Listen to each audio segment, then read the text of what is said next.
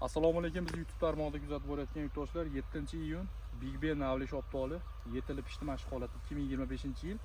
Daraxt 1 litrli qilib tarbiyalangan. Daraxtimiz yoshi 3 yosh. Yerga ekilganiga 3 yil bo'lgan daraxtni hisoblab ko'rasizlar. Mana hosili 10 kilogacha hosil olyapti. Hozirgi kunda kalibrovkalari mana 65, 70, 80 gacha, 75 plus kalibrovka.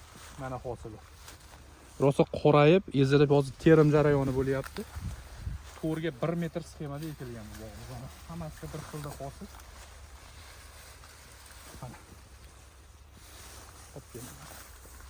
Mana Big Ben bo'ladi.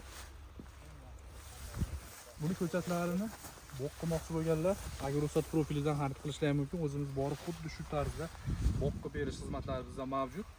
Pastdagi nomerlarga aloqaga chiqaverasizlar o'zimizga.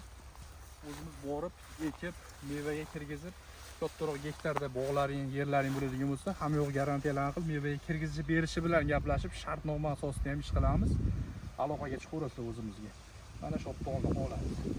Videoga bittadan like bosib, yaqin do'stlarga jo'natib bersizlar, bu nomerlarga aloqaga chiqaverasizlar ko'chatlar uchun.